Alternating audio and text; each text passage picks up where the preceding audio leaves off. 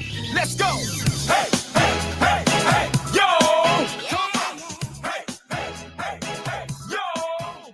Welcome to the Fantastics Inside of Baseball podcast. I'm Blasi along with Sky Dombroske. It's the last preseason podcast of the year, Sky. Opening day, less than a week away. I'm very excited. Opening day statewide. I don't count the overseas opening days. Yeah, I don't count that either. It just doesn't feel right. If you're not watching baseball all day, it doesn't feel right. That's right. If you're playing baseball before 7 a.m, that's doesn't count. The game doesn't count. Also a good rule. All right, so you got to explain the jersey to me because we've been having this thing now doing these podcasts where you've been wearing your soccer jerseys, and you got to explain this one to me. This is the Croatian national team jersey from, I believe, 2 World Cups ago, 2018, I think. Yeah. I think I first wore this on a cruise that we went on with my family back that summer. And I was thinking, this jersey's really comfortable and I kind of like it. So, all right, were you getting any high fives from Croatians or anything? Absolutely, I did. Yes, really? We were sitting at a bar in St. Martin with my son. First beer I ever had with my son because he was 19 at the time, but down there drinking age is 18. So we're just sitting there having a red stripe, and guys are walking up to me, high fiving me. It was during the World Cup too, so it was pretty cool. And I'm loving the Expos hat because the Expos were my National League team for a while. Montreal, pretty close to both of us, right? Definitely. 94, man. Very disappointing. Yeah, I know, right? And 94 was very disappointing. And I have my son, when he played in Little League, his coach took the Expos uniforms because he said they had unfinished business from 94.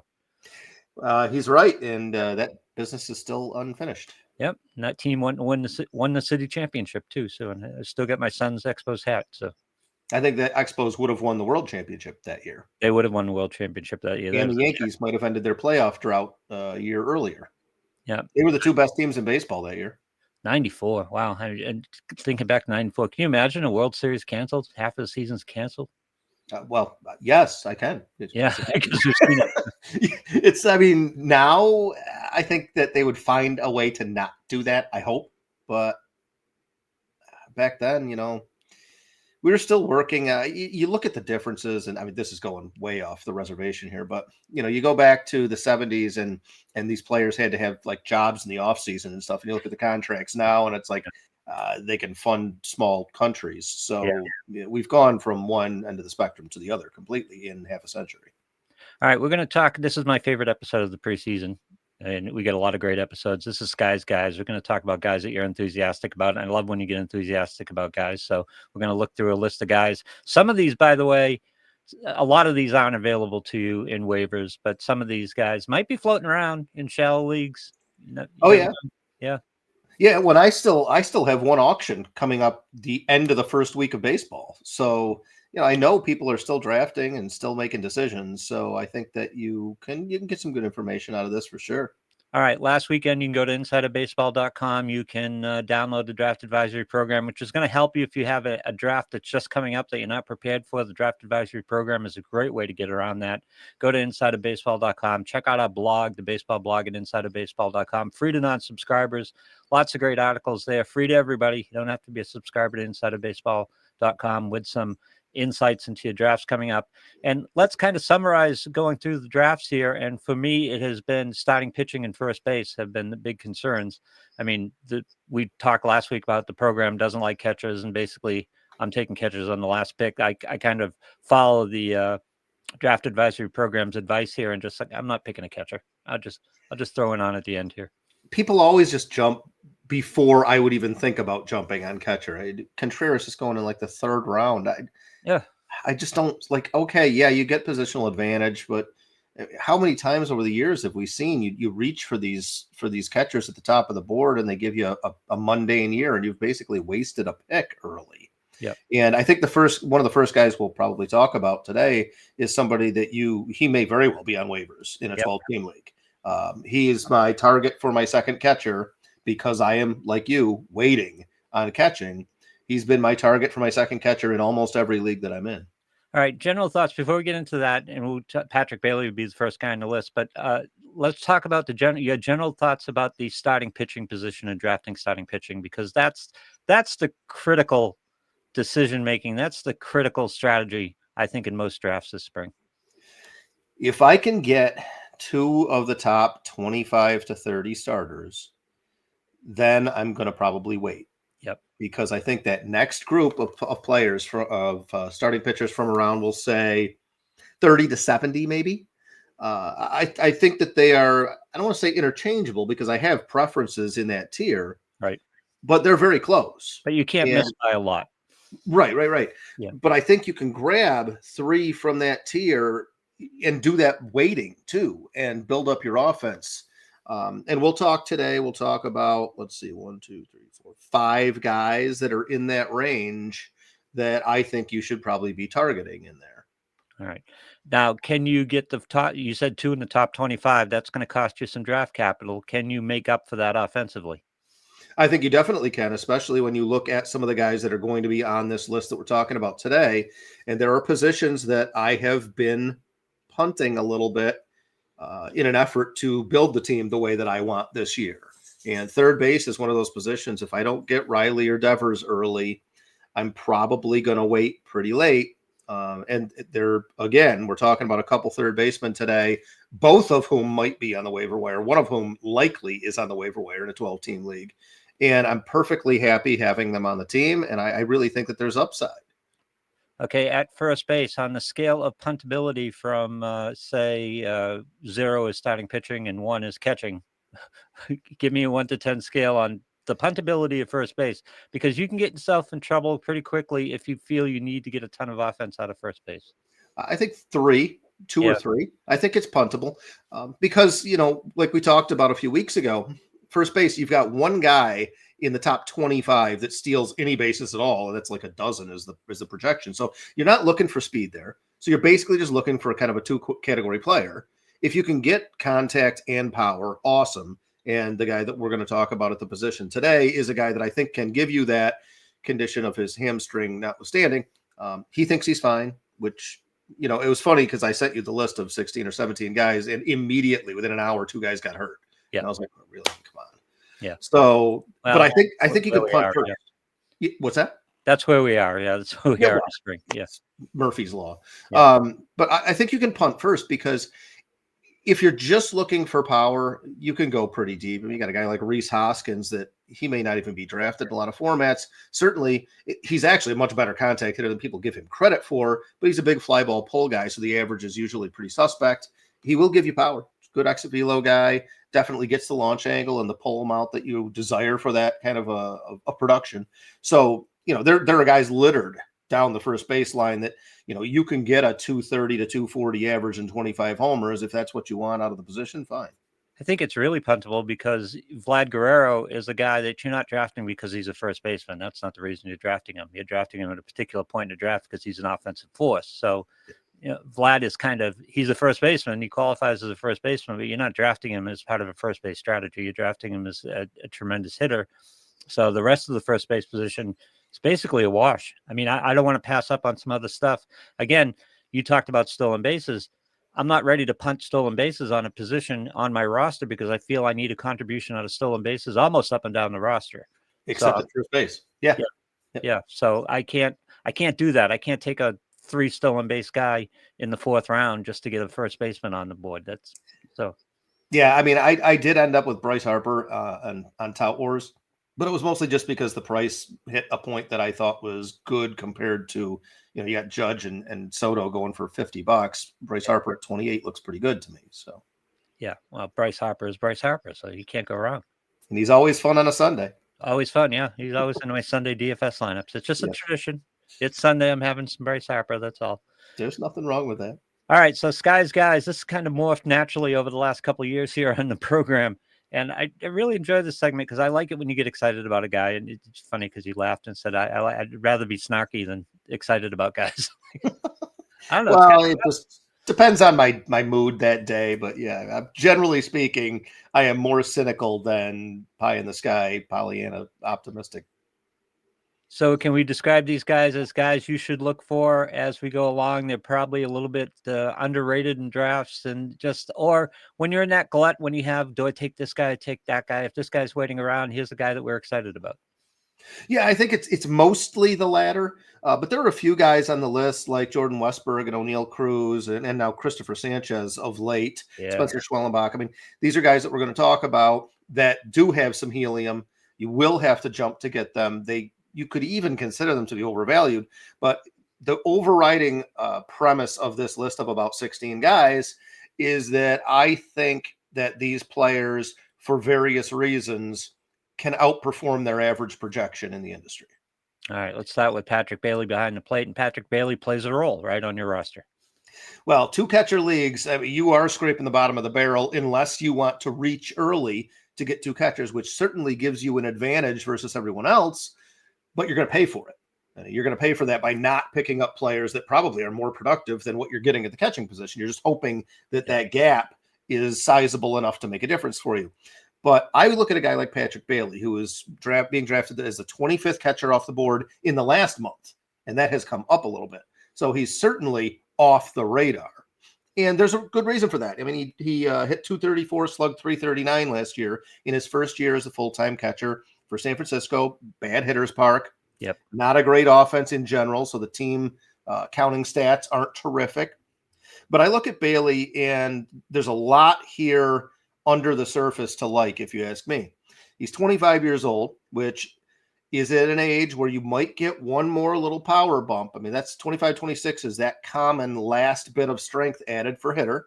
Yep. Catchers do develop later to begin with. So there's that. It's only 700 at bats in, and this will be his second semi-full-time year. This is the model for getting a little bit more comfortable and adding some lift and power to the game.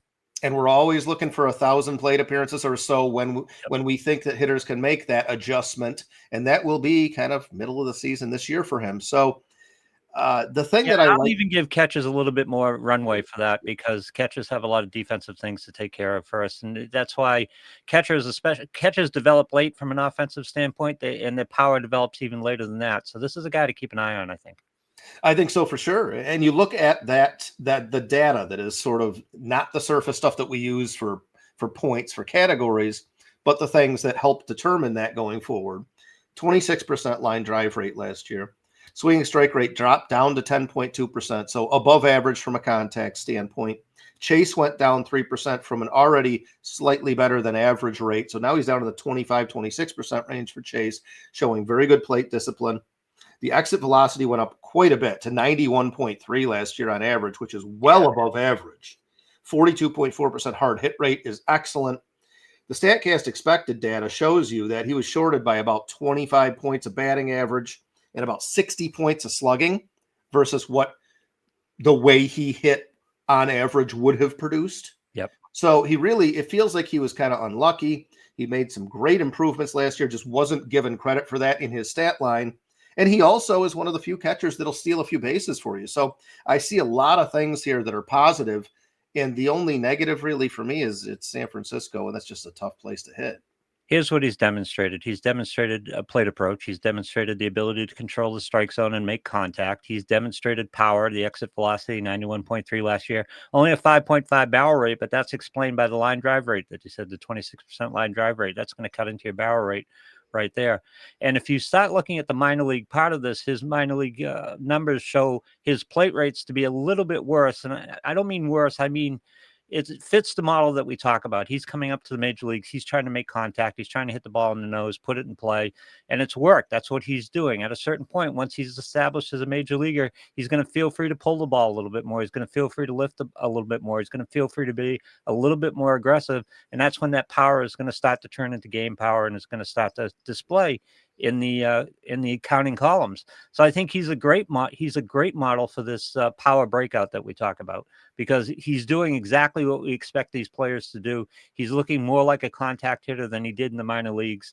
And I think as he gets comfortable and establishes himself as a major leaguer, he's already established. He should be feeling comfortable right now. Then that power and lift is going to come in a little bit. Pull, lift, fly balls, they're all going to come in a little bit. Yeah, that's the next step that we look for. Yep. And so far, he's followed the progression.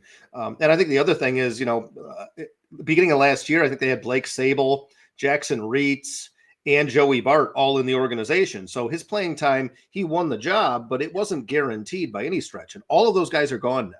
So this is his job. Yep. And there is some comfort to that for a younger player not having to fight every week. Oh God, if I go for 1 for 27 with 11 Ks this week, I'm going to lose my job. Right. That's probably not where he is now. So that comfort factor, I think, will come in that respect as well. And this is a factor in playing time with catchers. You have to understand that the Giants probably feel pretty good about his catching abilities too, because he has won the job and they've kind of cleared out the roster. So they don't seem to have any qualms about his defensive abilities. No, not at all. In fact, he's a sound defensive catcher. So I think that the next step here is to see some more offense from him. He's at the right age for it. He has the right skill set for it. And it's the right time in his career in terms of playing time and how much he's actually seen Major League pitching to expect that to happen. So it's all kind of coming together. I really think he's a very, very underrated player. And you talked about 2 catcher leagues and how you go about that. 1 catcher leagues, because I play in a lot of them, especially with daily transactions. As much as I punt the catching position, offense is almost thin enough. And I'm on that kind of fence right now where is that last reserve slot going to be a second catcher? Because by getting a second catcher, Patrick Bailey is a perfect candidate. And you get those extra 50 or 60 at bats out of that position and add that kind of the counting stats to that. That gets you the top line catcher that you would have had to have taken in the 4th round with Contreras, right? So you can handcuff a couple guys together in a 1 catcher league with daily transactions, because again, I think it's all shallow enough. I think you can go by with the second catcher as your 5th reserve, certainly as your 6th reserve, and get that extra at bats out of that position. 1 catcher daily transaction league. Exactly. Yes. I think that is a smart strategy. I think you'll pick up an extra game a week, which is a big deal over the course of the season from that position. So yeah, I think that's a very viable strategy. And with the closeness of catchers, which is why the draft advisory program, it doesn't hate catchers. We laugh about it hating catchers. It doesn't. It's just that there's not much to choose between them. But you add 60 at bats on top of it, 70 at bats on top of it, then you've got a catcher by handcuffing a couple catchers together. Then you've got some production out of that position. Absolutely. I love doing something like a Tyler Stevenson, Patrick Bailey thing, which is exactly what I have in Tout Wars, actually. And I paid a total of $2 for the 2 guys. It's like, okay, I can cobble this together. It'll be as good as a lot of teams. Exactly. And Patrick Bailey's the perfect guy because he is hanging around in a lot of places, right? He's not really a draftable guy. They look at the superficial stats and they don't look good. But when you look at everything underneath, there's power, there's contact ability, there's even a little bit of speed. You're just waiting for it to be put together, and he's at the right age for that. Plate approach and power, right? I mean, everything comes from there, and he's got a significant amount of power, and his plate approach is pretty good. Yep. And by the way, I like the idea that a guy can come into the majors and adjust this shows you how good he is, that he can adjust his style. Because not everybody can do that. They are the hitter they are in a lot of cases, especially young kids. If he can adjust his style and say, I'm just going to do more contact, I'm just going to get the bat on the ball and put the ball in play and see what happens, and actually accomplish that shows you how accomplished he is as a hitter, because he can change his style and actually make it work. It sure looks that way to me. And of course, he's doing all this while taking on the demands of what is the hardest defensive position to get to adjust to at the major league level, I think. Yeah, and if we can go by development of pitchers in San Francisco, I'm guessing there's a lot of thought in the pitching and catching game in the battery in San Francisco, because they do it really well. Yeah, that is one of their skills. So I think that it speaks very well that he won that job last year, despite the competition that was there. We've done Vinny Pasquantino almost every podcast this spring, and we'll just keep going with it because we like him. Vinny is I love what he brings to the table. Like we already talked about, you're not looking for speed at first base, which is good because he has none. But there are only 2 hitters that surpass Vinny Pasquantino at first base in terms of contact ability. And those 2 hitters are guys that don't have power, Luis Arias and Yandy Diaz. Yep. But Vinny Pasquantino has 112.2 maximum exit velo with a 91 average. So he's got well above average power. And he also has well above average, borderline elite contact ability. So age 27, you'll see the theme here with the hitters. They are all 9 hitters are between age 22 and 27. Like these are guys that I feel like are just coming into their prime, that have that ability to take one more step.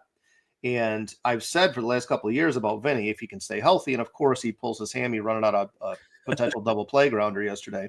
Yep. He says he's okay. They don't know about time missed, but it seems like it'll be minimal if there's any. So I'm not going to downgrade him at all from what I've heard from him directly. So Vinny is the kind of guy I feel like a 280/25 year, very, very possible. If he put up a 300/30 year, I wouldn't be stunned. And that's the kind of player that we're looking at here.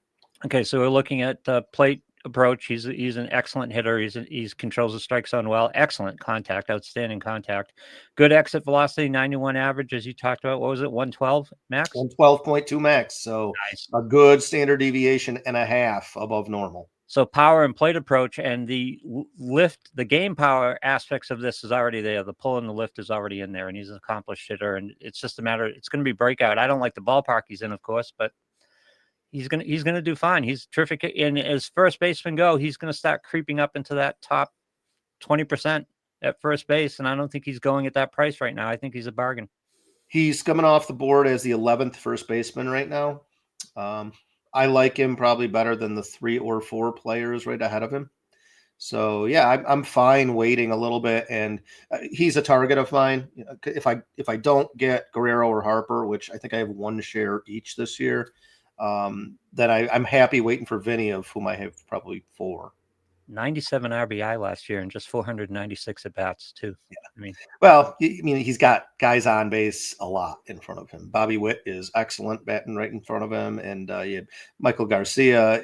He had a disappointing year, but he still is on base a decent amount of the time.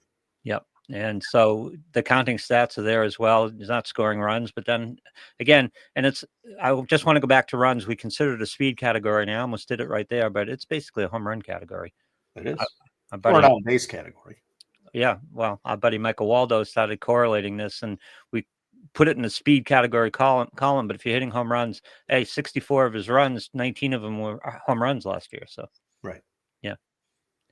All right, Jordan Westburg, considered a disappointment last year? A little bit. I mean, most of it due to injury, I think. Yeah. The only negative that I see with Westburg, and we'll start and get that out of the way, is the number of mouths to feed in Baltimore. Yeah, I know they've cleared it up in the preseason by sending Kobe Mayo to purgatory again, and I don't know what they're going to do with Colton Cowser and Heston Kjerstad. I assumed Santander would be the one that would leave town, and that came to pass over the offseason, so they can clear some space for these kids. But the infield is still pretty jammed. I mean, you've got Mountcastle, and I think O'Hearn is still around, and then you've got Holiday and Westburg and Mayo and Henderson, and it's just all these good young hitters. I don't know what the heck they're doing in Baltimore, because some of that needs to be converted to pitching, and they just didn't do it. So it looks, your window is never as wide as you think it is. right. And they should have been moving on this past year. I can't believe that they didn't address the rotation. And this is the last thing you want to do to these kids, right? This is the last thing you want to do. You want to get them into that comfort zone. You don't want them. And by the way, the Orioles are that far along in their development, especially with their kids, that these kids should be feeling more comfortable and starting to get into that, who they are as a player, as opposed to, oh my God, if I go 1 for 9 in the next 3 games, I'm going to be out of the lineup, or I'm going to be out of the major leagues, actually. Yeah, well, yeah, that's the thing, is because they just don't have enough roster spots for everybody. And you've got a kid coming up behind Adley Rutschman and Samuel Basallo that's excellent.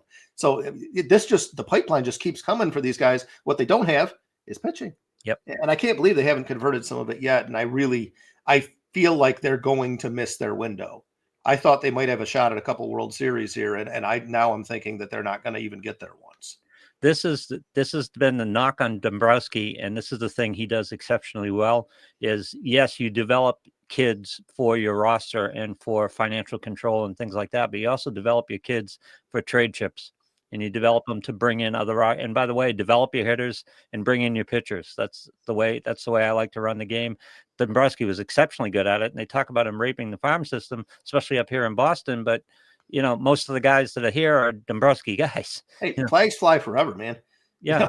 The whole point of this is to build up the pipeline and then use the overage to get what you don't have. Yep. So, I mean, that second step seems to be where a lot of GMs stumble.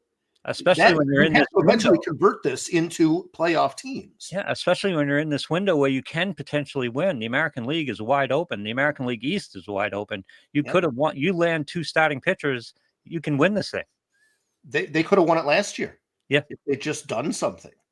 this offseason, it's ripe for the taking. I mean, you look at the injury problems that everybody is having, and the Orioles definitely look like they are 2 starting pitchers away, and they have the trade chits to get them, but they're just not doing anything. So I'm kind of, I was disenchanted by the Yankees a few years ago. I'm disenchanted with the Orioles now. These are teams that I like, but if you don't take that last step, you're forever going to be a team that looks exciting but doesn't win anything. Which brings us to Flaherty again, Jack Flaherty.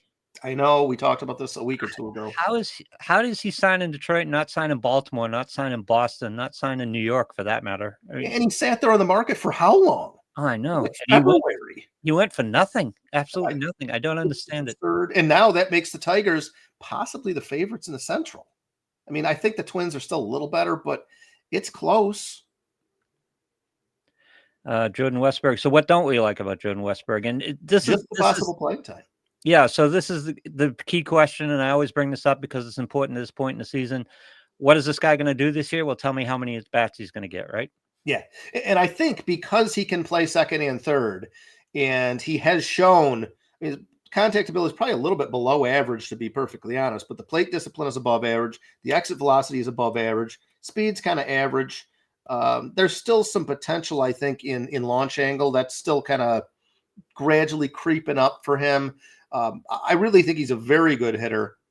And that second/third eligibility, those are 2 fairly thin positions. So if you can get a guy, and there's another guy coming up on the list that has second, third eligibility, or will pretty soon, I think. And those players, I think, are even more valuable than they normally are to paper over kind of weak positions. If you get an injury, well, you can just shift things around. 46% hard hit, 11.8 barrel percentage, very good, by the way. 91.1 exit velocity, very good. He's got some swing and miss, and he's got a little chase, but nothing that's going to alarm you too much. He had 18 homers and 416 at-bats. Give him 74 more at-bats, get him to 500, or 84 more at-bats, get him to 500. You're talking 25 homers at this point, and you're going to be 70, 70, 80, 80 at that point. Yeah. I think that's a very reasonable, I don't want to say ceiling, but, upper end target for him. He is going off the board as the 4th second baseman chosen right now, which I think speaks to both his potential and to the weakness of the position at large. We talked over the winter. I did a little bit of work with the Fantasy Baseball Index magazine relaunch, and we were all kind of in disagreement as to the weakest position in the infield. We all agree that shortstop is by far the deepest and strongest position. Probably first base is next. And then second and third, a lot of people think third base is weaker than second, but I disagree. I think when you're looking at second base, you don't have a lot there right now. You can certainly get speed, but the power speed combination, when you're looking at a guy like Luis Garcia as a top 10 second baseman, where he's had exactly like 5 minutes of being a 5 category producer. You think first base is shallower than second base? I think second base is the most shallow of the position. That was my stance on it. Yeah, I agree. A lot of people think third is, but I disagree. I think there's a lot of potential in that 10 through 20 spots in third base. Yeah, and there's a lot of guys, the Alec Bohms, that are overlooked and go at bargain prices and things like that. Oh, yeah. And you can even go down further than 20. One of the guys we're going to talk about is the 25th third baseman off the board, and I'm perfectly happy with him. He doesn't really have any weak spots. All right, Oneil Cruz is here every year, and it finally paid off last year. As long as I'm here, he will be, damn it. And it paid off last year with the 2020 season. Yeah, but did it, though? Like, I still was left a little bit nonplussed. The dude, okay, so when we talk about Oneil Cruz, people focus on the lack of contact. And, yeah, I mean, average minus plate discipline, below average contact, that's all there.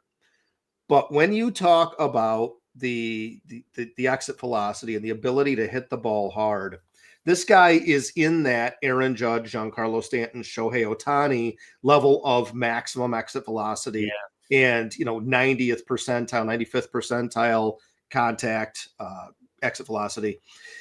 He is elite in terms of power, and he's only 26. Like those other guys are, Ohtani is not human, but Judge and Stanton are in their 30s. They're fully formed human beings. Cruz is just a big, young dude with great speed and unbelievable power.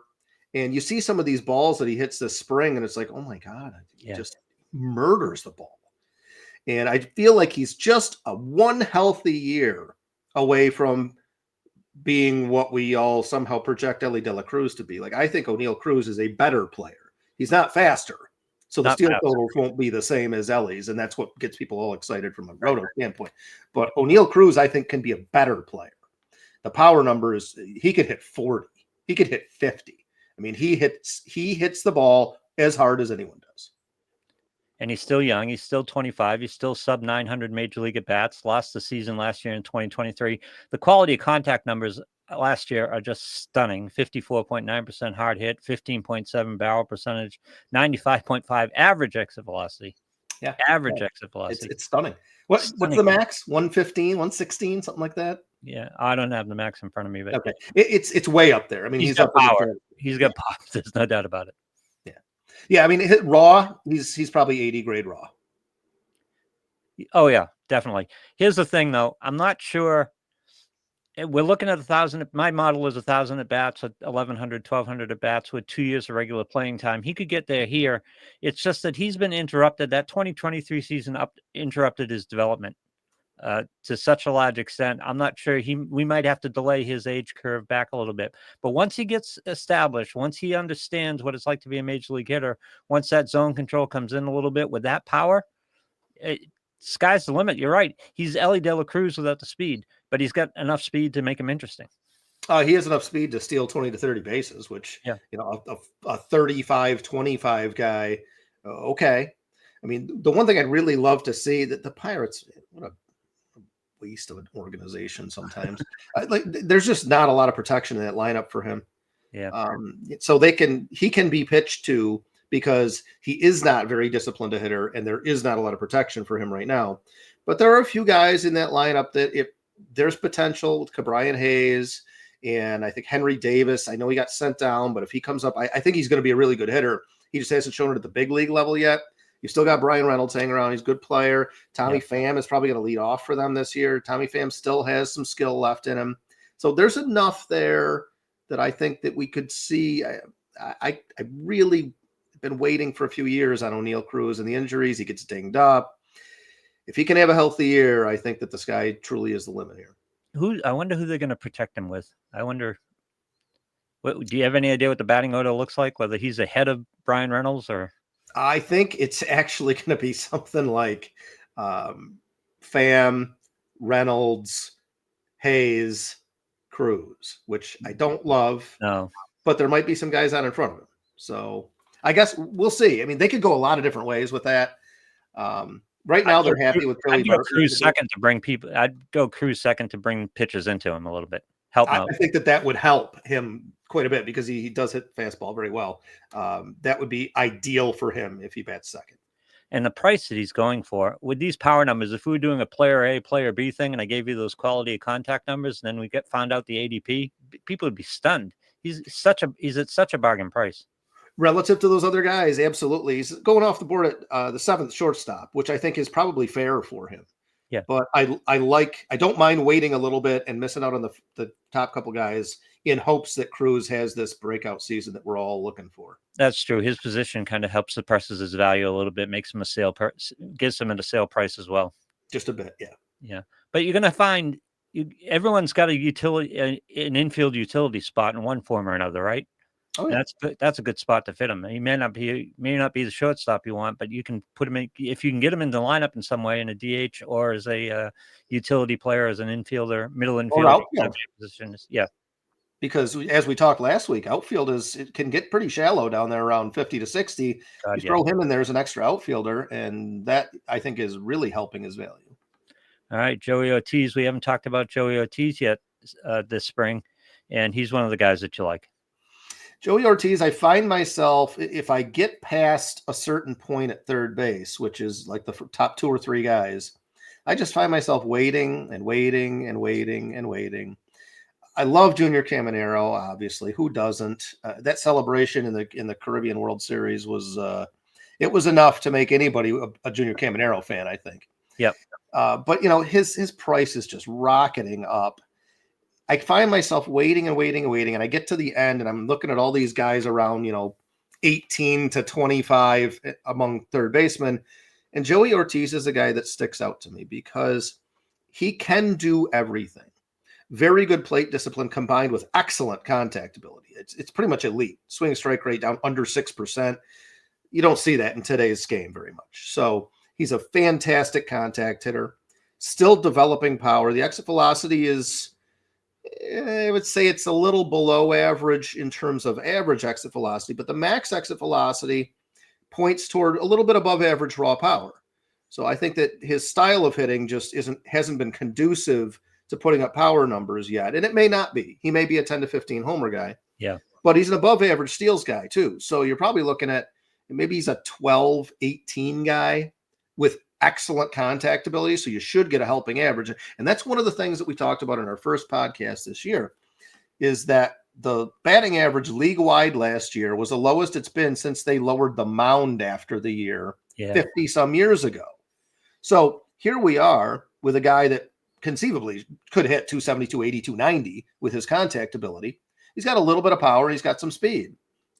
You're drafting him in like the 8 billionth round or something. What is wrong with that? I mean, he's a perfectly serviceable starting third baseman if he gives you a very helping average and double-digit homers and steals. Yep. And by the way, he's going to play shortstop this year, so he'll have dual eligibility. I love the guy. I think he's a very, very good target late in the game. You kind of have to change your shopping habits a little bit when you get to him, because he's not going to be a plus power guy. He's just he's not big enough. I don't know if the power is going to develop to that point. He doesn't hit like a power guy, and I don't see this as being a situation where that power is going to come in late. I just think he's small in stature. He's going to be in the mid-teens in home runs if he gets his full-time playing time. But from a batting average, he's going to be a plus guy. He's going to steal your bases. He's going to be good in the counting stats. You got to give up a few homers. That's all. And at the price you're getting him, should be willing to give up a few homers. Well, you should have gotten the homers somewhere else if you're waiting and waiting and waiting for the guy going off the board as a 25th third baseman taken right now. Yeah. But you put your thumb over the homer column, and he's going to be a pretty contributory player. Yeah, I honestly have him valued probably 8 spots higher among third basemen than where he's going via ADP right now. Because I just don't see a weak spot in his game. Yes, he hasn't provided a lot of power, but the above average max exit velocity, he does have good bat speed. So if he were to increase the launch angle, which I don't really expect, he's just not that kind of hitter, I don't think. But he probably could hit 20 homers. I think you have to realign your homer expectations too across the board, because you're going to have outfielders in your lineup who are going to have less than 20 homers. Oh, yeah, definitely. This year, absolutely. So why wouldn't you take this kid who's contributory in all the other columns, and he's not going to embarrass you in home runs. He's not going to be sub 10. He's going to be, especially if he gets the playing time and stays healthy, he's going to be in the mid-teens. And again, you're going to have starting outfielders in the mid-teens. Yeah, I think so. I see no reason not to have this guy as a corner infielder. When I look at what it's going to cost me for other things and what he's likely to provide, I have no qualms at all about waiting. All right, Matt Shaw, I know, is he's one of the prospects. I don't know if he's super hyped, but he's one of the top prospects in the game right now. He is, but I don't feel like he's being talked about it that much. He's right now the 19th third baseman coming off the board, and that has increased in the last week or so since the Cubs decided to keep him on the roster to take him to Japan. I wasn't sure he was going to make the team, but I think the Nico Horner injury pretty much sealed it. And yeah, he didn't fare all that well against Yoshi Yamamoto and Roki Sasaki, but then again, no one did. So I don't think that dinged his value too much. Shaw was a 20-30 guy last year in the minors, shows above average power, above average contact ability, and above average speed. Third base is already a little bit shallow. He's got, we'll say, average plate discipline. He's good at pretty much everything that I'm looking for in a hitter, and he's only 23 years old. Wrigley can be a really good place to hit in the summertime. I'm really coming around to the idea of Shaw and Ortiz at third base and corner costing me absolutely nothing. Yeah, can you imagine? That'd be a great way to go about it. I think it's absolutely fine, and then you could spend in other places. Yeah, spend in starting pitching and spend in the top of the draft, help you get those hitters back. I love Shaw because of the speed power combination, and you get speed power with plate discipline and plate approach. He's really good at contact. He zones up pretty well, and he's going to be. It's just a matter of if you can wait out his adjustment time, his acclimation time to the major leagues. And again, don't get spooked by Japan like you talked about, because it's the guy's first major league action. He's flying to another country. He's facing some pretty good pitching. Just cut him a break. Yeah, I think so. The only real thing here, and it's kind of the same sort of possible negative as Jordan Westburg, is it's a little different in the sense that, like, are the Cubs going to be patient with him? Yeah. And I'd like to think that an organization that decides to go with a rookie as their starter is not going to jerk them around, but we've all seen it happen. So you hope that he doesn't struggle out of the gate and they just throw up their hands, because they're competing for the NL Central. That is a wide open division. Yeah, but again, that's the decision you make when you take a kid out of camp, right? If you're not going to give him the run, don't take him out of camp. Exactly. Right? Yeah. And by the way, wait till Wrigley gets a little bit better, because April is going to be tough for him. April and May is going to be tough for him. April in the Midwest can be pretty brutal, but this kid has so much talent. Like you say, he has good plate discipline for a kid. It's average overall. Yeah. But the contact ability is well above average. So the combination of the two there. Yeah, for what he produces with it, it's fine. Yeah, and he shouldn't be a sink in batting average, I don't think. No. And by the way, his walk rate is up there. Don't get fooled by that too much, because at a certain point, when you're the quality hitter he is, you get some fair walks as well. So yeah, I don't think he's going to walk that much in the major leagues, and they're going to challenge him, and April's going to be tough. That's the thing. We talked about this with Anthony Volpe a couple of years ago. It's like, you got to sit through this, because April and May is not going to be good for a kid breaking out of camp for his first major league action. You wouldn't expect it to be anyway. Yeah, right. But I think for the price, I think he's an excellent target. All right, this almost gets boring at this point. The next two guys, James Wood and Dylan Cruz. Yeah, we know they're good. They're good. They're good. I mean, James Wood is the 18th outfielder right now, which is up quite a bit from early in the spring.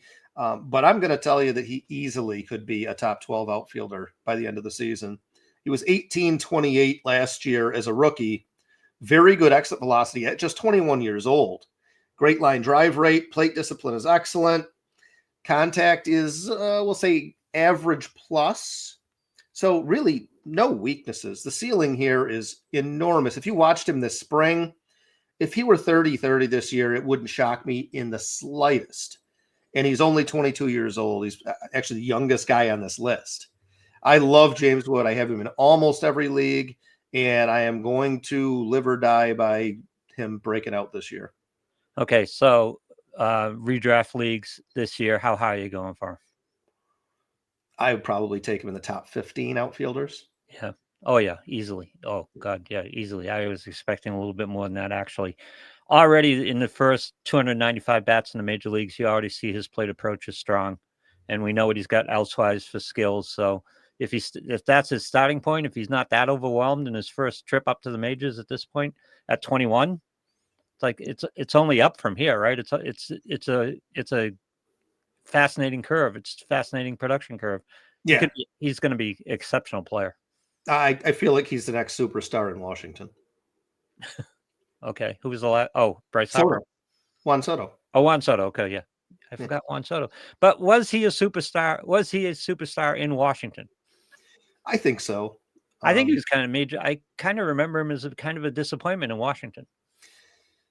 I mean, if you're looking at OBP, he was the furthest thing from a disappointment. But as far as, leading them to something, yeah, I mean, he was disappointed because they dismantled the team around him. Plus that fantasy bias against lack of speed, right? So, yeah, it is. And I that's just among the many reasons that I don't like Roto style. All right. Dylan Cruz is a guy who came out with a lot of hype, and another Washington guy here. Did we just talk about? No, James Wood. Dylan Cruz. Yeah, Cruz, the adjustment period to the majors was a little rougher. Surface stats don't look great, but when he put up 218 batting average with a 353 slugging, StatCast expected data would show 253 and 418. So I think he was pretty unfortunate. Yep. But he also did struggle at times with the contact ability that it is there. Like if you look at his plate discipline and his contact, they're both above average. Yep. Exit velocity was average. The power speed upside is there. I mean, he's still just 23 years old. 16 homers, 37 steals in 130 games between the minors and the majors last year. Gives you an idea of what you might be able to expect. I mean, 15-25 this year, I think that's easily achievable. 20-30, possible. So for the Nationals to have two guys that could easily give you 20, 30 in the outfield, pretty impressive. And Cruz is going off the board as a 29th outfielder taken right now. I would definitely target him a little bit above that. And James Woods is going to earn his playing time. I don't have a problem with that. Dylan Cruz, Washington is committed to these two, right? Yeah. Yeah. Yeah, So they've cleared the deck for him. Yeah. And again, it comes down to what's this guy going to do? Tell me how many at-bats he's going to get. If he gets 500 at-bats, 520 at-bats, he's going to be a very productive player. It's not going to be James Wood, but he's going to be a very productive player. Yeah, Wood's ceiling is a little bit better, but I like Cruz a lot too, and he's flying a little more under the radar than Wood is. I haven't seen the quality of contact though, like with Wood, that I like with Dylan Cruz, and even in the minor leagues last year, it was 44%, 44.7 hard contact. That's pretty good. Last year in the majors, 43.3 in the minors last year, and 90.2% exit velocity in the minors, 89 in the majors. So not super exciting, but not bad. It's above average. It's above average, and that was age 22. So, you're still, generally speaking, you're going to get a little stronger between 22 and 25. All right, now we're going to get to the guy that you're going to be really excited about because he's a Yankee. And by the way, but he's an elite prospect who's been with the Yankees, been waiting for this kid for some time. Is it time? I think it's time offensively. Yeah, I mean, defensively, he looks like Magellan out there, but he was 13-21 last year in 76 games. So if you want to do the math there, that's really pushing 30-40. Yep. The contact ability, it's strange with Dominguez because there are times when he looks like you can't get him out. And then there are times when it looks like he only gets himself out and you don't have to do anything. So he is still very much raw. And the injuries have played a big part in that. He just hasn't had the reps that I think he needs. But also, he's one of those guys that the talent is so apparent that I feel like he gets really lackadaisical at times, especially when you're looking at his minor league performances. I think he was bored an awful lot of the time down there. And then he'd get a call from somebody and say, look, man, you better focus a little bit. And then he'd go on a 2-week tear and hit 5 homers and steal 8 bases and be like, all right, is that enough? Can you bring me up now? I saw it multiple times over the last couple seasons. He is electric. Exit velocity is already above average at age 21 last year. And the plate discipline is quite good. He gets aggressive at times when he's feeling froggy. But he does know the strike zone, so don't expect these like massive strikeout numbers that some people are forecasting. I don't think that that's a thing. And I do feel like there's legit 25-30 upside here this year, even though you haven't seen that except in limited playing time. I think that it could happen. The biggest problem here is going to be his fielding. It is atrocious. Like he has an arm. He has no idea out there in the outfield. He would be best served DHing. And with Stanton probably on the shelf for the lion's share of the season, if not the whole season, perhaps they will hide him there more than they were planning on to begin with. But the Yankees, like most organizations, really don't want to put a young player as a full-time DH because there are a lot of things that can go wrong there mentally. All right, is he healthy? Because I'm looking at minor league. We have a little bit of minor league quality of contact, 91.3 exit velocity in the minors in 2023, 87.7 in the minors last year. Is that a health issue or is that just his lack of interest or his, I think it was both last year. Yeah. It was both. I mean, he's fine. We watched him this spring. He's struggled some this spring, but I think it's more that he's carrying the glove stuff with him to the plate. I mean, he has taken some roots to balls that I would be embarrassed about at age 50. Did we know that? Okay. Did we know that coming in though? Or is this just no? It was that bad. Yeah, but I've watched him some this spring, and it's that bad. He looks like he has no idea out there, and the thought of him playing left field in Yankee Stadium is frankly a little bit frightening. That's a big field. A lot of ground out there. They can put him in right. I would put him in right. I don't care about the Aaron Judge is healthy. Okay, I would move him. Yeah. Does he stick this year?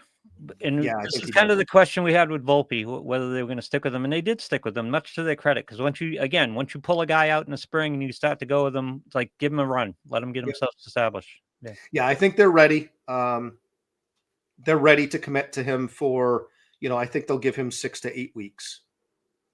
But if he starts dropping balls in the outfield, all bets are off. I hope that they'll be willing to DH him a couple times a week to protect him from some of it. All right, let's switch to pitching here. And is there been more of a helium player than Christopher Sanchez so far this year? I think he went in the 6th round in one of the NFBC main event drafts over the weekend. That is just shocking to me for a guy that even over the last month, including some of this helium, has been the 58th pitcher taken. Yeah.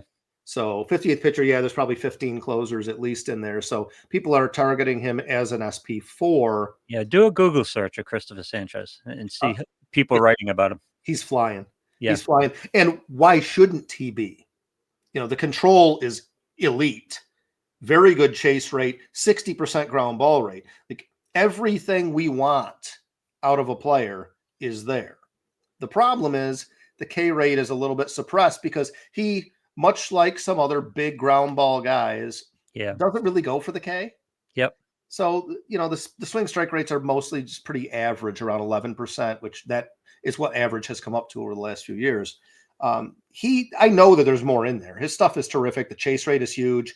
He just wants to go deeper into games, and he does. And that is sort of an overlooked aspect of this, particularly in points leagues, because volume is what's important there. And he is so good with control and isn't going for the K all the time that he really can pitch deep into games frequently. So I love Christopher Sanchez. I think he's an awesome target. You have no qualms about him as my third starter at all, which you're going to get him most of the time if you're targeting him as your third guy. That's an interesting point you bring up because we don't talk about it enough. And it's not just a fantasy baseball point. We've talked about baseball putting an emphasis on controlling walks because walks score, walks get in scoring position, walks screw up your defense. Walks also add pitches to your pitch count to make you less efficient. And I think teams need pitchers to be more efficient. They get that second out in the 5th inning, maybe get into the 6th inning. That's such a big thing for the bullpens because teams are running their bullpens into the ground in the last couple of years. I think there's roster rule changes coming up to help combat that a little bit. But efficiency and strikeouts cost pitchers too. So if you can throw ground balls and you can, everyone hates pitch to contact, so I won't use it. But we're not striking out every guy. What we want to know is, and our criteria and our 3 pillars of starting pitching is, can you strike out a guy when you need to? And he's got that skill set. I'm not sure he's looking to do it all the time. No, you're 100% right. But, you're probably getting an extra inning a start by not doing that, not trying to go for the K all the time. And you got a guy like, well, we'll just bring up Dylan Cease because he's our favorite whipping boy here. But on the walk subject, yes, he is. How deep is that guy going to go into games with all the walks and all the Ks, and he's really going for the K all the time? This Christopher Sanchez / Logan Webb school of thought has a ton of merit to it. And yes, you're going to give up a few ground ball singles that you wouldn't otherwise. But man, I think the benefits outweigh the costs. 57% ground ball rate when you're looking at a strikeout rate and you're a little icky about it, right? Because his strikeout rate last year wasn't awesome if that's all you're looking at. But you look at the big picture with the ground ball rate, he's doing everything we want him to do. He's keeping the ball in the ballpark. He's not walking guys. And yes, I think he can strike out guys when he needs to have a punch out. I just don't think he's looking for it all the time. I think you're 100% right. And especially in that park, that ground ball rate is huge. Oh, God, yes. Yeah, that's what you want to see in that ballpark. In that division, actually. Yeah, 100%. Spencer Schwellenbach is a guy. I'm surprised there's any helium at all because I just liked him so much at the beginning of all this. I did too, but he's only the 25th pitcher coming off the board, which means he's targeted as SP2. But that has come up quite a bit during the spring. And with good reason. He's looked phenomenal this spring. Great control, very good exit velocity against, very good chase rate, very good swing strike rate. Had a 303 xFIP in the second half last year. Yep. And the ground ball rate is average plus. I mean, there's not a weakness there in the stat line. There's nothing there that makes me think he wouldn't be great. It's just a question of when does he have to change the timing belt? Hopefully we got a couple of years here. Yeah, and I don't want to this is the first and only time I'll probably cite spring training stats, but I'm only doing it here because it supports the helium of what's gone on during the draft season so far this year. Ground ball rate is at 51%. He's walking less than a guy per 9. He's striking out 12 per 9. He hasn't given up a home run in the spring. And this is exactly what we're looking for. And yes, it's spring training. And yes, he's not facing the elites all the time. But once a player demonstrates the skill, he owns it. He has enough control. Walks are controllable by the pitcher, right? Ground ball rate is controllable by the pitcher. So, and again, not elite hitters, and I understand all that, but it's showing in his regular major league performance as well. It just pretends all kinds of good things for him. Oh, he was terrific in the second half last year. If you can get an xFIP around 3, and he was just a tick above it, that's fantastic performance. So I have no qualms at all about Schwellenbach being a dark horse Cy Young candidate in the NL. No, I don't have any qualms either. In fact, I'm going to check it. I'm going to check the futures today. I think I am too. When I go into work, I'm going to go check the futures, see where we are on that. I mean, he's probably what, 8th, 10th on the board in the NL. That's good value, I think. Yeah, you're going to get some. Yeah, going to get some good juice on that one. Sandy Alcantara. Yeah, I get it. I guess. So all right. So we took Shane McClanahan off the list. Yep. Now maybe it's not as serious as it looked yesterday. Diagnosed as a tricep strain, and there's more imaging today or tomorrow. Yeah. It could be really bad. Yep. But here's what I'm looking at with this list of pitchers. I had 8 names on it. There are now 7. 4 of those 8 names are guys who have been hurt. And I feel like general value across the industry has been suppressed on these guys. Sandy Alcantara looks absolutely like he did 3 years ago so far this spring. Yes, it's spring. Yeah, blah, blah, blah. I understand all that. I'm not looking at the stats. I'm telling you how he looks.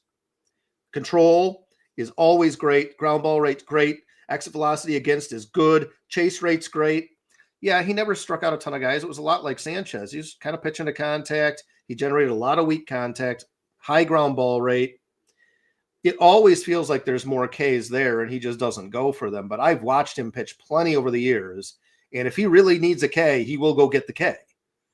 So Sandy, for me, he's an ace, and right now he's a 53rd pitcher coming off the board. I don't get it. Like I'm fine with him in the top 30 for starters. I think he's going to be just fine. Everything looks right back to normal. All right, so here's the deal, and this is interesting because I'm going to go into the game logs now to find out the answer to this question. But where did that ERA come from? Because if you put your thumb over the ERA and look at the other stats, really wasn't that bad a season. Almost like he didn't deserve that ERA. Yeah, I mean, I think it's just because I had like 100% ownership of him, and the universe does not smile upon that generally. Okay, I'll tell you right now. 4 innings, 9 runs allowed against Philadelphia on April 10th. It was 7.2 innings pitched, but he gave up 6 earned runs in May 13th. There's 15 of the runs right there. Yeah, I mean, he had a couple starts where it was just single, double, single, double, single, double, single, double, and what are you going to do? That happens to contact guys. Well, this is why I bring this up, because people have to understand how unreliable that ERA is, right? And you have to look a little bit deeper, because it only takes a couple outings like that to really shift up an ERA. Well, you've been bringing this up every show, and I think that you should bring it up again. This is your thing, and I agree with it. So go ahead with the predictability of ERA. Well, we know that some stats are less predictable than others. We know it inherently with wins. We don't pay much attention to wins. We pay less attention to RBIs because they're circumstantial, right? And we say, well, it's not necessarily the player's skill. True, which is why it's less predictable than other things, although RBI has a pretty good predictability rate because if you hit home runs, you drive in runs, things like that. The only thing less predictable than wins in stats is ERA. And a certain percentage of repeating from year to year. It's a less predictable stat than wins. And we don't count wins at all. We kind of discount wins as and it's not necessarily that it's not a pitcher's skill set. It's that you run into situations like you're pitching in Colorado on that particular week, and you give up a 9-run game, or you give up a 9-run game anywhere. And your 2 bad pitches in the game came with 3 guys on base both times. Exactly. Like you give up a couple seeing eye singles or whatever, and then Ferdinand Magellan Dominguez takes some route to a ball that ends up landing on the warning track in left center, and you give up 3 runs, and it's like, well, I mean, was that my fault? Not really. Sandy's last 20 starts, this is why I love the game logs. I love playing in the game logs. His last 20 starts, starting on May 19th of last year, had a 3.85 ERA. Yeah. And that's probably a little high for what my expectation is for him. Yep. Of course, his strikeout rate was down a little bit there, too. Walk He's rate a horse. He's a horse. I mean, he throws ground balls. Yeah, he throws ground balls, but he has excellent stuff. He just doesn't go for Ks. His control is typically great too. So, I love Sandy. You love him still? Love him still. this is the thing. I owned him a lot last year too, and it's just and I've owned him a lot over the years and never quite got the performance I want. So I guess I'm a little biased. And these are the things you have to fight right in your head. Oh, of course. But and again, we talked about like all of these guys that missed a year, or in like Brandon Woodruff's case, a year and a half, being kind of pushed down the draft boards. And I talked about this with a few people down in New York City about Jake DeGrom. Like, when's he ever going to be healthier? He's as rested as it gets. Like, I mean, if the thing's going to go spring, it's going to go spring. You can't forecast that. It could happen to anyone at any time. I don't feel like there's any correlation. I mean, okay, yeah, there's been a correlation drawn between velocity and ligament health in the elbow. Makes sense. McClanahan and Strider with two guys going into the season that you felt pretty comfortable about from a health standpoint. standpoint.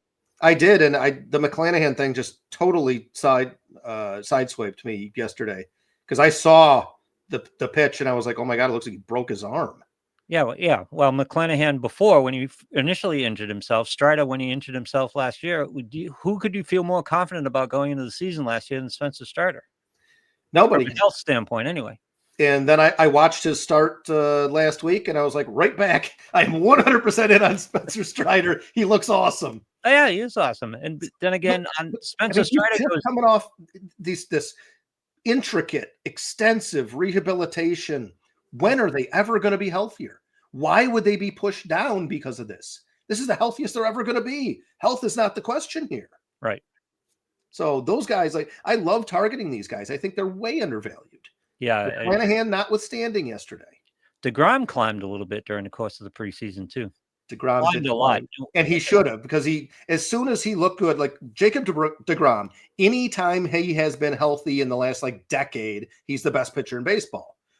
Why would you not think that he's going to be the best pitcher in baseball? Like, he's clearly going to be great if he's healthy. So just assume he's healthy because he just missed a year. But on the other hand, I came in with keeping both Garrett Cole and Jacob DeGrom. I took the chance, and the guy who I thought was going to go down didn't go down. The guy who I thought I might get a year out of, I didn't get a year out of. Yeah, man. I mean, here is where I am now on, there's all this talk of pitching injuries. I do not think they're forecastable. I think you just hope that you don't get really unlucky. You're probably going to lose a guy or two out of 8 starters during the season. That's just kind of where we are. I don't think you can forecast which ones it'll be. Here's the thing I think I'm learning, though, and you can test me on this. Garrett Cole's a perfect example of that. When they tell you there's a problem, believe them, right? He had the nerve issue last year. That's a point where you kind of have to dig into that a little bit. Even though they say we're not going to do surgery, even though, you get a lot of these pitches at these points. Yeah, it's fine. We're going to bypass the surgery and see what we can do with this. Okay, yeah. That's going to come. That's when you run. Yeah. When they're getting second opinions, which that's cause for concern. Yeah. No, but I mean, even last year with the nerve problem, that was telling you something, right? Well, yeah, but when it was a nerve problem, and I read a lot of Will Carroll, I have the utmost respect for him. Love Will, yeah. And he said that a nerve problem is not indicative of a ligament problem, and it shouldn't be treated the same way emotionally by all of us. So I was willing to still be in on Cole last year, and honestly, he was fine. He wasn't great, but he was okay. Okay, so, but what do we know? Let's take hitters for an example. What do we know when a hitter's got a base problem? He's got a knee problem. He's got a leg problem, something like that. Or he's got a hand problem. What do we know? They tend to compensate, right? Well, yeah, injuries. Yeah. Yeah. Garrett Cole was talked about all season long not being quite right. Yeah, the nerve problem subsided, but he wasn't quite right. Compensated. That's what that is more, I think, what you're saying there has a ton of expansion to it. Yeah. That's what caused the elbow problems. It wasn't the nerve issues that caused the elbow problems. It was his compensation for the nerve issues. Right. So unless guys look completely healthy when they come back, yeah. If they don't, I'm still concerned. But we get back to trying to forecast this stuff, and yeah, stuff like that. Okay, I think you downgrade players, but just because a guy throws hard, I don't think that's a reason to downgrade them on your draft board. And Listen, certainly, guys, when they're coming back and they've rehabbed, they've been out. Like in Woodruff's case, he's been out for like 18 months. Guy's fine. yeah, we're going to talk about Woodruff in a second. Let me get out of my realm of quote unquote expertise and into something I know next to nothing about. And you can check this on. Starting pitching is like an investment portfolio, right? You can take on some risk. You just got to have some solid stuff around it, right? That allows you to take on that risk. Yeah, unfortunately, if we're going to equate this to the investment world, I think that we're basically just in commodities futures with starting pitching. Like everything is aggressive. So what can you do? Managing risk is fairly easy outside of starting pitching, I think. But in starting pitching, you tell me, okay, name the guy that you think is most likely to give 32 starts this year. Oh God, yeah, no, this is been nagging all spring. I said that about Spencer Strider last year. Paul Skeens. Okay, yeah, certainly not for me. Yeah, Zach Wheeler, and then Logan Webb. Those are two guys that Logan Webb. Yeah, I feel fairly comfortable saying I think those guys are most likely to be healthy. But how confident am I? Like 4 out of 10, maybe. Yeah. It's how confident can you be in any pitcher? These guys are throwing, even the guys that throw slow are throwing 94 miles an hour repeatedly with a human being's elbow. It's not supposed to happen. And would you feel uncomfortable at all saying Skeens is going to hurt himself before the end of the year? You wouldn't. No, I would feel very comfortable because the odds are pretty good. I mean, in fact, I would virtually guarantee by the end of 2027 he's having Tommy John surgery. Guaranteed. So this is where we are. Yeah. So you just have to accept that and move on. But there are degrees of risk, and you have to balance it out a little bit. Yeah, I mean, starting pitchers there's 10, 9, and 8. That's about it. So me starting with Tyler Glasnow and Garrett Cole and Jacob deGrom might not have been the best idea. It could work out great. Yeah.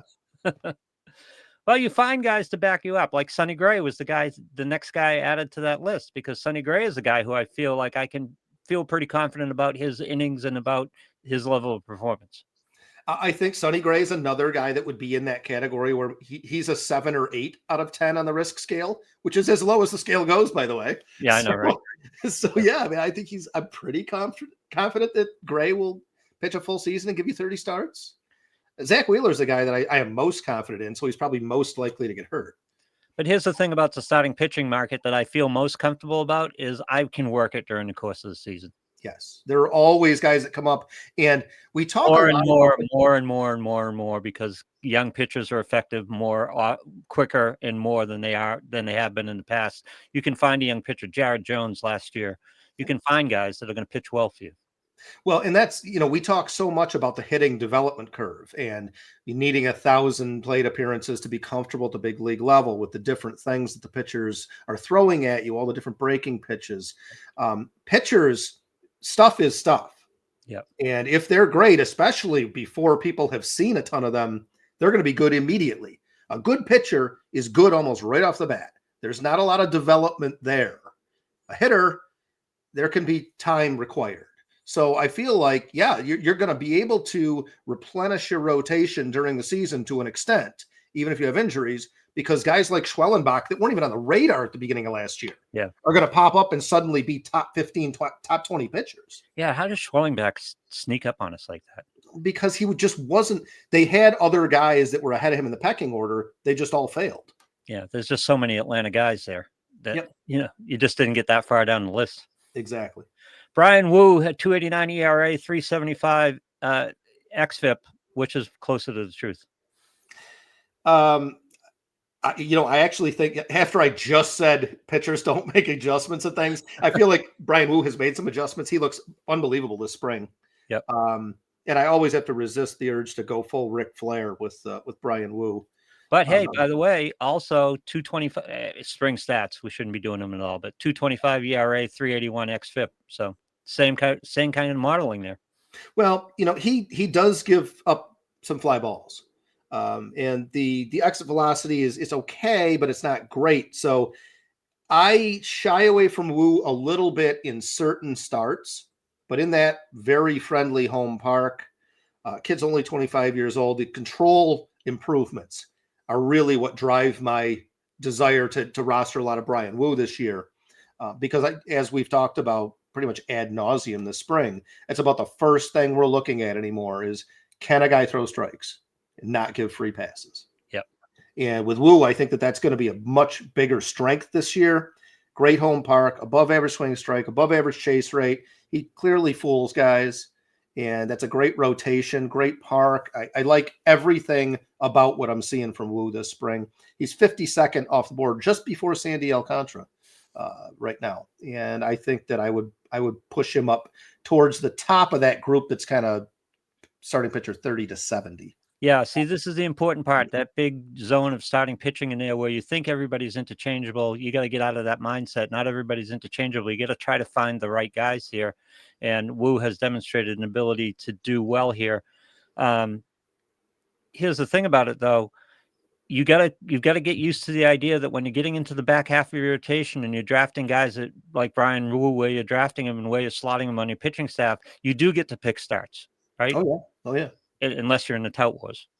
Well, you get then you just take every start you can. Yeah. I have points leagues where you need to be really careful. You can lose 40, 50, 60 points in a competition where good teams are scoring 350 for the week. Yeah. You lose 50 points in a start, you're hurting. Yeah. And for some reason, the tout wars setup just doesn't have that penalty. Right. Tout wars is basically to grab all the innings that you can at this point, which is why it's important to know your format. We talk about that all the time, and why the draft advisory program is so good, because it aligns to your format and gives you valuation based on that. So you need to know the difference in a points league on whether the innings are important or whether you can get enough negative value in a start that you want to avoid negative value. So you're not necessarily taking every inning. You're picking and choosing your starts a little bit more. Precisely. Yep. And of course, head to head, that's hugely important. When you're sitting there and you're working on 5, 6, 7 starts a week out of your pitching staff, you don't want to give up a pitching staff. You don't want to put a guy like Brian Wu in a potentially bad situation. And that's why we would spend the last 15 minutes of every show on Sunday mapping out the next week's starts and seeing who has favorable starts, who doesn't.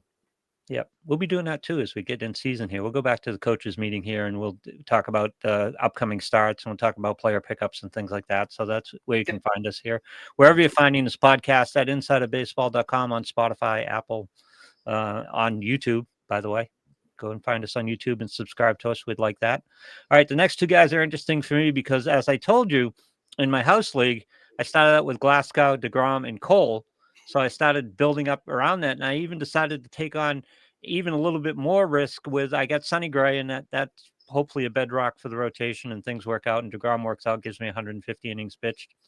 Probably a long shot, but we'll see what we get out of him. And when he's healthy, because I'm in a head-to-head league, so we have playoffs, so I just want him healthy at a particular time. I also added Brandon Woodruff to the table here, and Woodruff is a guy who, again, before his injury, you'd have thought of him as a pretty solid bet as a starting pitcher, because he didn't seem like the guy who's going to run himself into an injury. Is there such an animal? No, there isn't. Yeah, and he's had a year and a half off now. He's healthy. Control's always been very good. He's kind of average in terms of exit velocity, launch angle allowed, and those sorts of things. He misses some bats. Career 3.10 ERA and 3.33 xFIP. I mean, these are very good numbers. He's a very good pitcher. He is the 96th pitcher being drafted over the last month. Why in the world is he going so low? It makes zero sense to me. People have freaked out about the risk factor in pitchers starting the season. Sean Manaea is another guy there that has lost a lot of value, and it's like, why? Pitched really well last year. As soon as they talk about, well, he's ramping up slowly and he's going to start a week or two late, it's like everybody just panics and runs away. Yeah, and I get it, because I'm also leery of pitchers that don't get the full spring training, right? I understand that whole thinking. But that's why they're delaying. They're keeping him in extended spring for an extra week or two so that he does get the equivalent of a full spring training. And people are getting nervous about that, where really that's like exactly what you would want to happen. Yep. And if the progression goes, and this is what you have to watch, does every start go okay? If every outing goes fine and he's building up on whatever ramp that you expect, then he's healthy, and he'll never be healthier. Yep. So if that's the case, why would a guy with a 333 career xFIP, which is going to be in the 80th or 90th percentile at a minimum, why is he going 96th? Yeah. He's going to miss a week or two, maybe. But he never saw the value he deserved to see, right? I mean, he was never really drafted particularly well.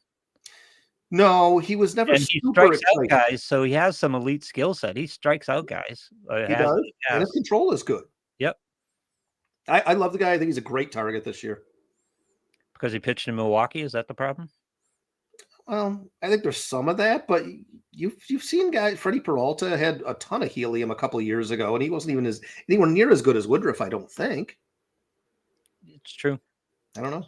All right, Brendan Pfaadt here. Let's talk about him because I'm going to blame all you guys because I have him on my roster because Inside of Baseball and the Draft Advisory Program was so high on him. So explain it to me. I am irrationally biased here because I was there for the last game of the Diamondbacks season last year, front row. That was a game they had to win, and he went out and was absolutely brilliant against a team that was still trying in the Padres. Yep. He was unhittable. I think he had like 14 Ks in 7 1/3 innings or something like that. Guys were missing the ball by a foot. He looked unbelievable. And that's been reinforced. I know, again, we're talking spring training, but it's all we have to go on. And he has looked very good. So the thing with Pfaadt, when he gets hit, he does get hit pretty hard. The exit velocity is below average, but he does miss bats. He has great control, and the ground ball rate has bumped up the last couple seasons. So he's having hitters elevate the ball less than it was. It was very problematic in the past. Now it's just an issue. I really think that he could surprise big time this year, and he's 71st off the board among pitchers right now. So it's probably around 50th, a little bit after that for starting pitching.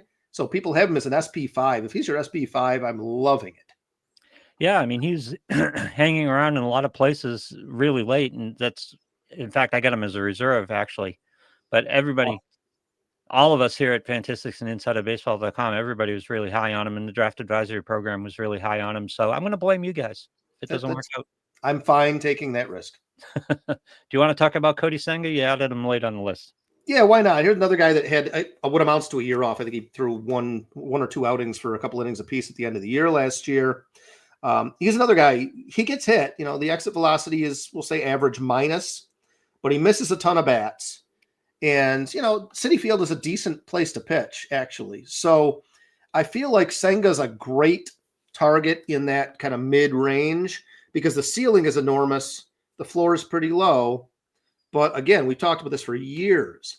I love getting a couple of guys up at the top and then cherry picking some of the high ceiling guys in the middle. And you grab 4 or 5 high ceiling guys. Like you grab Senga and Pfaadt and Sandy Alcantara and Brandon Woodruff. If those are your 3 through 6, 2 of those guys are probably going to be really good, maybe 3. And then you've got yourself a rotation.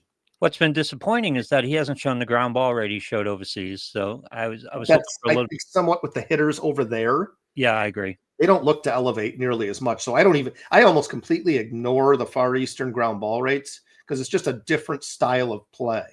Yeah, and so he does, but you need that ground ball rate. He walked a lot of guys in 2023. We got to see if that walk rate is going to continue. Yeah, that's hence the low floor comment for sure. I think that he's one of the few guys that I'm targeting where control is a little bit suspect. But his stuff, I don't know how much people have watched Kodai Senga, but that ghost fork split change, whatever you want to call it, is unhittable when he throws it correctly. It's unhittable. Yep. I mean, you'll see guys looking like Dave Winfield corkscrewing themselves into the dirt on it. So, like, he threw 166 innings and walked 4.1 per 9 in 2023. And what I'm hoping for is he sees how well his stuff plays here because he was walking guys because he knew he could overseas and he could just get guys out. Right. So I don't know if he can continue that practice here in the major leagues because of all the reasons that we've talked about. Plus, he needs to be more efficient. He needs to get into games longer. But once he starts to establish his stuff and he can go at major league hitters, hopefully that control will spike up a little bit and cut that walk rate in half, hopefully. I'm hoping. I mean, half, that would probably be a lot. But if he get down around 3 per 9, I think he's borderline ace. All right. That's it for us. We'll be back next week. You won't be. You're on vacation. Be Brandon and I next week. Flying out in 5 hours. All right. You got any drafts left? One auction after I get back. One auction. Oh, boy. It's AL only, so. All right. All right. Have fun, Sky. Great preseason. We'll talk to you when we get back a couple weeks from now. We'll talk to you and we'll do a coaches meeting, get everybody ready for the upcoming week. Baseball starts before we see you again. Everyone have a great final few drafts here, and we'll talk to you next time. Why did that stop? I got to see, I had the music going and it just kept going. There we go. Come on. Yeah. Let's go.